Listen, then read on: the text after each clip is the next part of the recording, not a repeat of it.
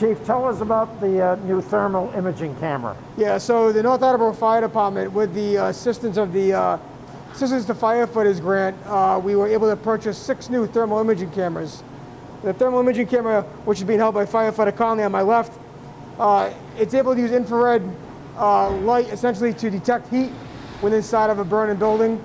It also detects body heat. So when we're doing a search of the house or the building, we can actually see the silhouette of a person that could be laying on the side of the on the floor itself.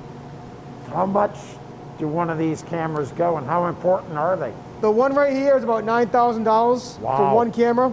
That's why the grants are so important, because in order to keep up with the times and new equipment, we have to be able to have additional funding because of budget and tough times and the way it is right now.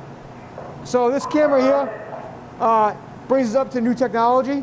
It has what they call a thermal throttle on it, so we can actually utilize it to find fire within a void space without actually having to take our tools, make a big hole in the wall. We can pinpoint to exactly where the fire may be.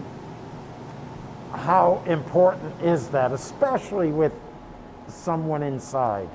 So it speeds up our search process, and it also helps with reduced property conservation, because we don't want to be going across, opening up walls, destroying drywall, causing undue damage. This can actually fix that for us and save the damage for the homeowner. This may sound morbid, but if someone were to pass away as a result of the fire and you were to arrive, would you still see them, or the body heat too low at that point? No, we would be able to still see the silhouette because it's detecting the heat itself. So within the room, when you go into a smoke-filled building, when it's on fire, you can't see a hand in front of their face. It is pitch black dark. It's banked to the floor. This, you'll actually be able to see the entire layout of the room through the smoke. That's a little bit dangerous also, because if you're on your hands and knees crawling and you're watching the camera, now you don't know what's in front of you. So you have to know what your surroundings, use your tools, use your feet, your hand to make sure you're not going to fall into the basement. You mentioned the 6. How are they dispersed? I know this is not the only station you have. Yeah, so every one of our frontline apparatus. So the engine that's behind me, the engine that's behind you, the ladder truck down at the Allen Avenue Fire Station, both ambulances and the shift commander have thermal imaging cameras. At least one firefighter from each truck will have a thermal imaging camera on them inside of a burning building. They difficult to operate? Nope, they're very easy. They're very easy to operate. Just by pushing that green button on the top there.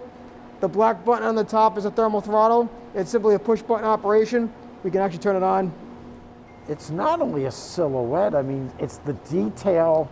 Yeah. The details of the folds in his jacket. And if you look at the right-hand corner, it gives you temperature. So that will give you the room temperature. So when we go into a fire, we're expecting temperatures to be in the 500,000 range. If it's starting to increase, now we're able to note that that room is close to what they call flashover, which can be very dangerous to the firefighter, because everything in that room will catch on fire, and that could potentially harm the firefighter while you're in the room. So that temperature gauge is very, very important for us.